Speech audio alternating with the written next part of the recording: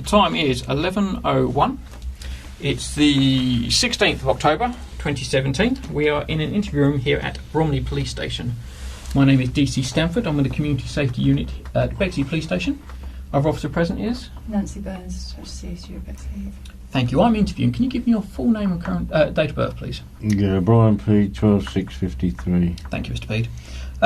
Mr. Pead, I know you were cautioned at the time of arrest, but because this is a police interview, I have to caution you again now. Okay? Yeah, sure. That caution is you do not have to say anything, but it may harm your defence. If you do not mention when questioned, so you later on in court, anything you do say may be given evidence, okay? I know you've been interviewed before, but I have to break it down, so I'll break it down in three parts. I'll do with everyone. No problem. First part's very simple. I'm going to ask you a series of questions here today. It's your legal right whether you choose to answer them or not, okay? Of course. Second part, if this matter was to ever go to court, you're likely to be asked the same questions there that I'm going to ask you today.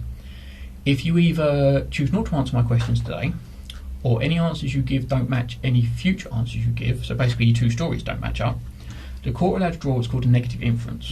What that means is it can look badly upon yourself as to why you either didn't answer my questions today, or why your two sets of answers don't match up. Does that part make sense? Of course, entirely. Perfect.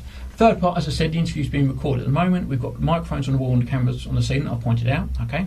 Again, if this matter was to ever go to court, it can either be played like a DVD, so basically someone can sit and watch us, or it can be transcribed, someone can write down our conversation, it can be read out in statement format. Does that all make sense? Of course. Perfect, thank you, sir. Throughout your time in custody, you have the right to free and independent legal advice. Obviously, you don't have a solicitor here present at the moment. Are you happy to continue without one? I'm not happy, but I shall continue without one.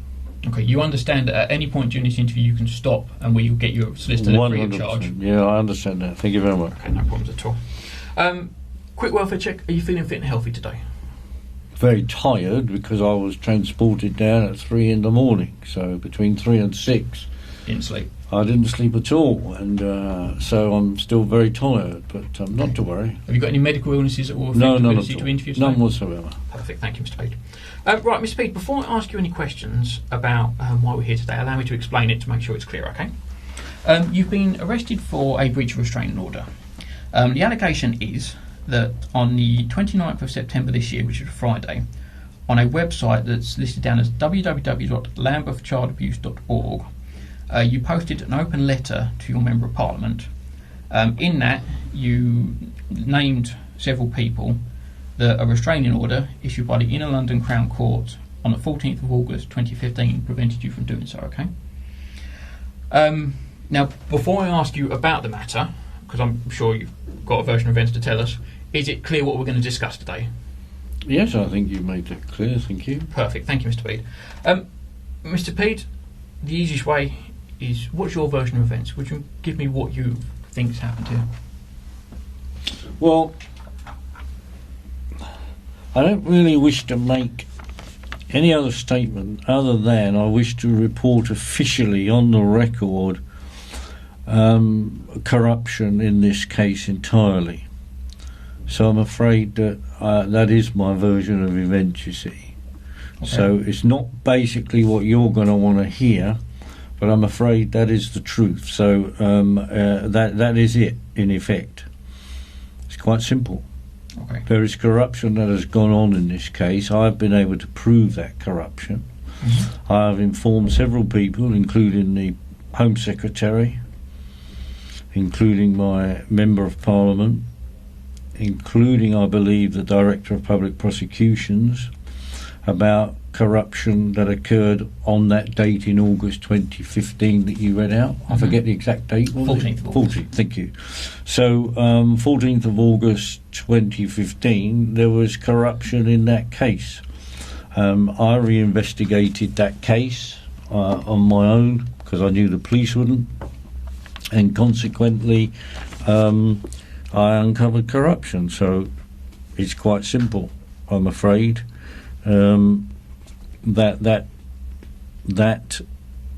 restraining order that was allegedly issued on the 14th of August 2015 is in fact bogus and has no legal weight at all, because what you'll find, sir, is that Lord Denning has gone into on the record many times that nobody, not even a Member of Parliament, can in fact keep any advantage he or she has gained through any kind of fraudulent activity. Well, you see, in this trial that you referred to, August 2015, a colleague of yours called D.C. Zia claimed that he had gone to Bexley Grammar School to pick up a card that I had allegedly sent to my 2 granddaughters who attend the school. Well, in June of this year, I went to Bexley Grammar School and met with the head teacher. And he said that the police have never been to that school at all in relation to my granddaughters. Of course, the police have been to that school, they go to every school, but not in relation to my granddaughters. It was completely different. So he said the whole thing is bogus. It did not happen. The card never reached the school. Well, as you can imagine, that was of great significance, because he committed perjury, because at the trial he said to the court that he had gone to the school and he had met with the school secretary and others to pick up the card. Well, either he's lying or the head teacher's lying, and I don't see any reason for the head teacher to lie. And so after my meeting with the head teacher, I sent a affidavit to him that I wrote out asking him to sign. I've not yet got that back. Of course, it could have been sent back to me, but I don't always get all of my mail. But that's another issue we don't need to discuss right now, although it is of significance. So he committed perjury. Perjury Act 1911 you'll be familiar with. And consequently, that's a fraudulent trial. And equally in 2011, the 1st of November, Bexley Magistrates, 1st of November 2011, that has got corruption all over that case as well. So I could go into more detail if you would like me to. It's mainly going to be around the 2015 I thought it would be, because you see that's how the law works, is it narrows it down to try to find you guilty, not to actually find you innocent. So you see the 2015 case was built on the 2011 case. Well, I'll have to refer to Denning again, I'm afraid. You cannot build something on nothing. So the 2011 case was wrong, was rotten to the core. If you're going to build a case 2015 on that, that's also rotten to the core. And then, to wit, DC Zia has in fact committed perjury. Okay. So, I'm going to ask you a couple of questions in more depth in a second, but so just so I get your explanation correct, what you're telling me is, as far as you're concerned, the court case that issued that restraining order didn't have the power to issue it to you. Correct, it can't do. And I've checked this out with my MP, who's also a barrister in QC. And we've discussed this at great length. And on the 27th of January this year, this would be 2017, 27th of January, at the Knights Hill Hotel in a constituency meeting with an investigative author there present, Mr. Bellingham, Sir Henry Bellingham, my MP and barrister, said to me, "It is clear that you cannot be guilty of any of the convictions against you, and any solicitor would be able to see that straight away." And he also referred to my unlawful dismissal at Lambeth when I was a head teacher there. Yeah. And he said, you know about that? Yeah, I you read them both your websites this morning, actually. Ah, okay. Well, consequently, he also referred to my dismissal at Lambeth as being unlawful, which it clearly was. And that's it, really, sir. Did you say DC Stanford? STANFORD, yeah. Much obliged, thank you. So DC Stanford, that's it, really. That's all I really have to say on the matter. Because it's very serious, as you will appreciate, when I have to inform a police colleague that one of his, in your case, one of his colleagues has committed perjury. And it's demonstrable perjury. It's not me saying it. All we have to do is go along and interview the head teacher and he'll say, yes, the police never came to my school. Those girls have never received the card that was allegedly sent to their school, etc., etc., etc. Okay, so as I said, as far as you're concerned, the 14th of August 2015, the court case in London Crown, as far as you're concerned, had no legal backing to it. So, can I make assumptions? I don't always like doing it, but can I assume that means, as far as you're concerned, that restraining order isn't valid? Yes, I've spoken many times with, again, my MP on this matter, and he's agreed that the restraining order has no validity in law. Okay. A couple of questions I have to ask, and please don't think I'm doing it to frustrate you. I have to, for obviously want to. Were you aware of the conditions, whether you agree with the order or not, were you aware of the conditions of that restraining order issued on the 14th of August 2015? Were you ever served a copy? I think at this point I'll take my legal advice and say that I'll make no comment. Okay, no problem. Hope you I took the legal advice from myself. You understand what I'm saying? No, and I hope you understand. I've still got to ask you a few questions, but if that's... No, that's not I understand completely. So just to re-ask that question to make sure it's clear for the disconnect, were you ever made aware of the conditions of the restraining order from the 14th of August 2015? No comment, sir. Okay. Can I just check, because I did have a good read of it this morning, along with both the websites actually. On the... I don't want to make a mistake, so let me show if it's right. So I had a look at the www.landforchildabuse.org website. Right. And on it, dated Friday the 29th of September 2017, there is a article under the latest news heading that's listed down. Brian Pead hand delivers letter to MP Henry Bellingham.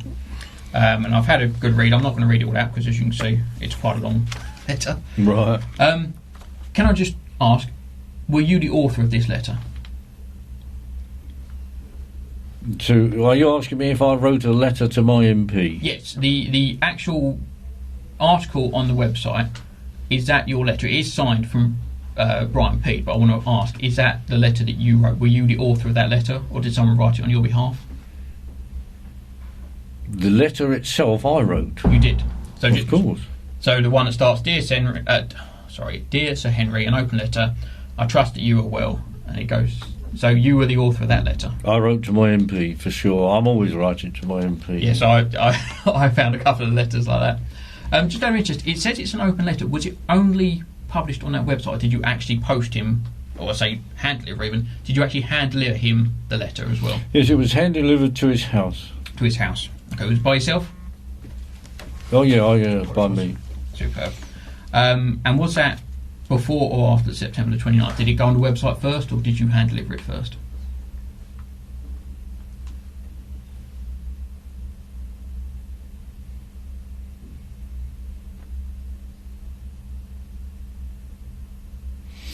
I do believe it must have been given to him first, because I wouldn't then have been able to say it was hand delivered. Perfect. Okay.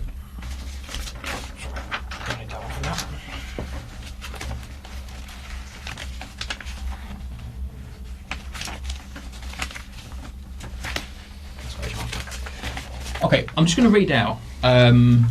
These are the conditions placed upon the... It's called a protection from harassment order, but a restraining order. It's dated down, issued by the Inner London Crown Court on the 14th of April 2015, so this one here. Now, please don't get me wrong, I appreciate you're saying that the restraining order is invalid, but I hope you appreciate I've got to read the conditions out. It's got two conditions down on it. It says you're not to contact, directly or indirectly, Paul, Sorrell, Emily, Lauren and Joseph Birch, or go to Melville Road, Sidcup, Kent, or publishing or arranging to have published by another person, whether on the internet or on paper, whether true or untrue, any information referring to Paul, Sorrell, Emily, Lauren and Joseph Birch. Okay. I know I've asked, but I will double check. Were you ever served with those conditions that you remember? Again, no comment. No problems. Okay. Have you got the original of these? Sorry, it's just purely I highlighted something. Thank you. I'm just going into the letter, which is a direct print off the website. And I make note, there's a couple of referrals. I'll read one paragraph out. As we have discussed, for the Bexley Magistrates Court to determine according to law in this case, my daughter Sorrel Birch and elder granddaughter Emily Birch. Do you remember writing that part? Well, I will clearly have mentioned my daughter and grandchildren, of course, but I don't know the context of what the rest of that sentence was. That was an incomplete sentence. Do apologise. I'll read the rest. I don't feel you have to. Don't worry. No, it's not a problem. Okay, so let me read the whole paragraph again. So, as we have discussed, for the Bexley Magistrates Court to determine according to law in this case, my daughter Sorrel Birch and elder granddaughter Emily Birch would have had to made complaints to the police. They would have had to have investigated the complaint. My family members would have had to have made, official statements, and they would have had to have appeared at court against me. Since none of these ordinary and lawful procedures took place, Bexley Magistrates Court could not have determined according to law. Okay, that's a paragraph that's included in. I'll go a bit further along. I'm not going to read these out all the way because I don't need to, but there's further referrals to Emily. Obviously, there's a paragraph here that's quite heavily covered by Emily because it discusses the letter at the school and DC's ear and things like that. Okay. And obviously it's referral to Sorrel as well as mother. Okay. Now, so much paper to my hands. Obviously, in my view, and this is solely my view, based on the evidence I have in front of me, it appears to me that you have breached the conditions of the restraining order because you published on the internet documentation that refers to people that, according to the Inner London Crown Court restraining order, you were not allowed to. Would you agree or disagree with me on that? Well, I would disagree for two reasons. Yeah, go. One reason is I never said I published anything on the internet. I said I authored a letter which I delivered to my MP. Mm-hmm. Secondly, I'm absolutely concerned, really seriously concerned, that a detective constable in a Metropolitan Police Force can be told of perjury in a case in which a bogus restraining... I say bogus, you will disagree. In which a bogus restraining order is issued. For me, you see, I'm old school. I'm 64 now. I'm very old school. And consequently, being old school, if a member of the public tells me that in a trial a policeman has committed perjury, alarm bells should be ringing. Mm-hmm. And therefore, any assumptions you therefore make, like you just have, that you've read this, there's a piece of paper that says there's an order, oh, you must be guilty, that's dangerous, dangerous thinking. That's Orwellian, dystopian society we live in, right? You may not understand all what I'm saying, you don't have to. Your focus, to me, should have been, oh, let's stop there, let's explore your claim, which I said was official complaint. Mm-hmm. I specifically used those words for the tape. Mm-hmm. My official complaint is against DC's ear of perjury against the 1911 Perjury Act. I've then given you other evidence from Stephen Elphick, the head teacher at Bexley Grammar School, who confirmed, yes, indeed, the police had never been to his school. Mm-hmm. And yet here we are now, and there's no disrespect to you, I've got to say what I've got to say. I never bring personalities into it. So here we are now, I'm sitting here, and I've got two people against me, so I'm already outnumbered. I know all that issue about I could have somebody, don't worry about that. And here you are pursuing a line of questioning which is so narrow as to be, I argue, unlawful in itself. Because I've already thrown a spanner in the works to your reasoning that there is a letter I sent to my MP, you've got an internet post, and you've got a piece of paper that says it's a restraining order. You put 1 + 1 + 1 equals guilty. Well, I'm afraid real life isn't like that. And if it's a paper exercise that the police want to do yet again to find me guilty, that's fine. You know, no problem. You say you've been on my 2 websites. Was the other website justiceforbrianpead.com? And did you read on there, did you see on there a copy of my latest book that I'm in production of writing, which is called Blueprint for Abuse and State-Controlled Child Abuse? No, I think I got as far as 10 weeks, 12 prisons. 10 prisons, 12 weeks. Oh, way round, sorry. Never mind. It's one of those way rounds. I remember the numbers. No, but it's very good, thank you. So, yes, so I'm going to say to you, DC Stanford, that with the greatest respect, you have a job to do, and you're a paid civil servant, in effect, public servant. I understand that, not a problem. You got bills to pay, mortgage, perhaps wife and kids, I don't know. Doesn't matter.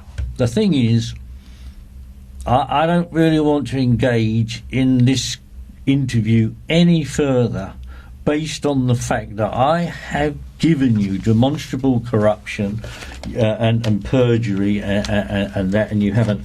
Because you see, you mentioned a date of the 23rd of September 2011. I haven't. Well, I have. You mentioned Emily. So I'm giving you the date of the 23rd of September 2011 when I was arrested, having written letters to the Home Secretary, etc. And my beloved Emily, who was only 12 years old, was used as a decoy to have me arrested and put me in Belmarsh, right? And they thought they were doing a clever thing by saying she was a witness in a trial. She's never been a witness in any trial. So that needs to be sorted. What I'm hearing today is fills me with dread, because truth is not occurring in this room. I don't say you're lying, I'm saying truth is not occurring, because you're trying to put together a false proposition based on false documents. Well, anyone can do that. Anyone can make any proposition I like. You know, I could call you a murderer, write some pieces of paper that proves you're a murderer. To make you a murderer, it's false proposition. So at the end of the day, sir, I'm afraid that needs to be investigated, why Emily was used as a decoy. And it also needs to be investigated why, when I went to Teapot Island in Maidstone in March of this year, and then 3 or 4 days later I wrote to the Commissioner, Commissioner Dick. I'd gone to Teapot Island to give my in-laws, my daughter's in-laws, all information about my innocence, including a letter from Sir Henry Bellingham saying Brian Pead is innocent and a victim of a number of miscarriages of justice. I gave that to my son-in-law's parents. 3 days later, I wrote to Commissioner Dick. 2 to 3 days after that, I get arrested. And another bogus charge. To be honest with you, the rule of law doesn't really apply in this country anymore, certainly not to me. I cannot get a fair trial, because if I told you everything about this case, you wouldn't believe me. But I tell you that we're in Bromley for a reason, because the woman who was head of Lambeth, Phyllis Dunipace, OBE, who ratified my unlawful dismissal, is a co-director of a company, of a magistrate in Bromley called Daphne Wickham. Look it up on the internet, Company's House, you will. Yeah. So I'm afraid to say, DC Stanford, that I'm not in this room here today anything to do with a breach of a restraining order. I'm in here only to do with the fact that I and if you want to call it this way, I'm an author of books related to child abuse. For my own personal reasons, I was abused as a child in a children's home. I got away with it lightly compared with my brother, who was 8 or 9 and was buggered regularly by police officers, by priests and everything else, right? So that's my motivation. Right, so I will expose everything I can to my dying breath about organised abuse. And if you've been on my website, you'll see another book there, not written by me, written by a journalist in Ireland called Bruce Arnold, and he wrote about all the schools and homes in Ireland. He called it the Irish Gulag. Gulag is a word for prison, right? Yes. And so consequently, Mr. Stanford, I'm afraid to say I've trod on some very powerful toes, which is why I'm here. You are just being used as a pawn, and your colleague next to you is also being used as a pawn. You may not see that, I don't expect you will, but there's a much, much bigger backstory to this than you realise. And I've now got that on the tape, and that'll do me. Okay. There's no need for me to drag this out, I don't need to, but there's just a couple of questions I want to ask you. Obviously, it's whether you choose to answer them is not a problem. So obviously, we've said that you wrote that letter. That one's not up for dispute. You did raise a point, which I'm going to ask you directly about now. Were you the person who posted that article on the website? I'm not prepared to say, no comment. Okay, no problems. Are you one of the admins for that website? Do you have editorial control? Again, no comment. Okay. Does anyone else have editorial control? No comment. Okay. Does anyone else post either under their own name or under your name? No comment. Okay. Are you aware of everything that's placed upon that website? Well, of course not, because you know, how do I know something's not being put on there right now while I'm in this room with you? So I can't be always aware, can I? It's impossible. No, that's the nature of a website. I noticed there is a comment section. Obviously, that can be accessed by any member of the public. But the actual main content, these letters, is there anyone else that has access to post other than yourself? Yes. Okay. But are you aware of all the main posts? Not the comments, I wouldn't expect you to be aware of that, but the actual posts that go on the website, are you aware of everything that goes up? I'm aware of the ones I write, of course. Okay, so you're aware that this letter went up onto the website on the 29th of September? Well, it's on there, isn't it? You've seen it. It's there on the internet. Okay. What sort of internet access do you have? Do you work from a home office? No, I don't have the internet at home. I don't want it at home. Okay. Okay. Well, I'm going to be very specific. I know you've answered them, but I'm going to be specific to the point. Whether you agree with it or not, were you aware of the restraining order issued by in London Crown Court on 14th August 2015? No, I'm not going to answer that question, Mr. Stanford, based on the fact that it's quite clear where this is going. It's quite clear that you want to incriminate me in a breach of a restraining order so that A, I can be imprisoned, and B, that the authorities, as they like to call themselves, though they have no authority over me, I'm quite capable of managing my own life, I'm sure you can, that the authorities like to pretend that there is a restraining order in place, right? And also what fills me with dread is you actually said that you read out the piece that neither my daughter nor granddaughter Emily had ever given evidence against me on the 1st of November 2011 at the Bexley Magistrates Court. And never made a complaint to the police, never made a witness statement, never turned up in court. Well, again, that should fill you with dread, actually. You should be saying to yourselves, or even saying to me, well, hang on a minute, how can that even possibly happen? Because it's against the rule of law. But I don't hear these things from you guys anymore, you see. When I went to see Detective Chief Inspector Clive Driscoll, he's on the website, he was a former child protection officer for Lambeth, he told me, of course you can't be guilty. Of course you can't be guilty of any sexual offence, you cannot be guilty of the criminal damage, of impersonating a barrister, which they've done before, all sorts of nonsense, and of course harassment of my own family. Can't be guilty, he said. So how does a Detective Chief Inspector, how does an MP and a QC tell me you can't possibly be guilty, and then I find that I have two guys in here doing everything they can to try and find me guilty? You see, that only says to me, Mr. Stanford, sorry to, I saw you were going to interject, but that only says to me that the government, call it whoever you like, is still pursuing this course of conduct against me. And when I met DCI Driscoll 2015, 2 years ago, 2.5 years ago, because it was March, he said to me, I can tell you, because I've now left the Met, I can tell you that the Met is persecuting you.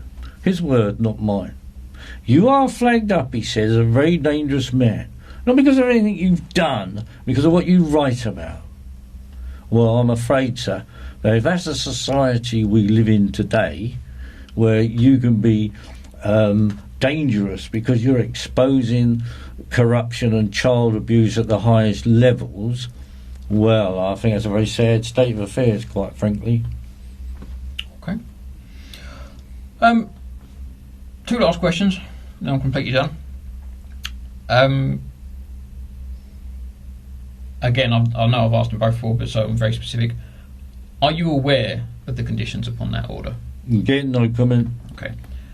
And in your view, and this isn't in your view, it's no trick to this one, in your view, are you guilty of breaching a restraining order? Absolutely not. Perfect. Sorry, please? I'm sorry when you... Sorry. Oh no, I'll deal with that later on. I just, sorry, Go for it. when the lady, I forget your name, was it Mrs. Burns? No, it's DC Burns. DC Burns. Can you say what your role was, please? Because I didn't catch it. I'm slightly hard of hearing Home sometimes. interview. But I thought you gave a role within the... Oh, I'm a DC in CSG at Bexley Heath. It's the community safety unit, just our department. Thank you. Basically, to allow me to talk to you and not be writing down all the Oh, time. no, I DC get that. Burns, I get make that. my I notes. just wanted to get that for... Same department. Yeah. Okay, right. Thank you. office. Yeah. Mr. Pead, before I conclude this interview, is there anything I've said that's not clear that you want me to repeat?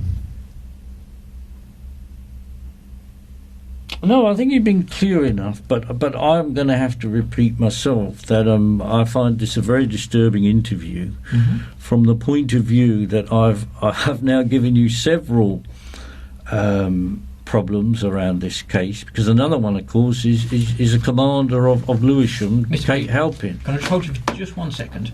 I'm aware of the allegations you're making against the Chief Superintendent, DCG and things like that. My understanding is all of these complaints have already been made. You've obviously already made them to your MP. They've never been investigated. But you've already made them. They've never been investigated. Okay, what I'm saying though is if you've already made the complaint, They've never been officially made to the police. but you made them to the MP, Yeah, well, what's he going to do with them? but the MP He's then an referred MP. you straight to the police. Well, you'd think so. He's never given me any indication he's done that. Nothing in writing, nothing verbally. So there's an issue there. My understanding is you're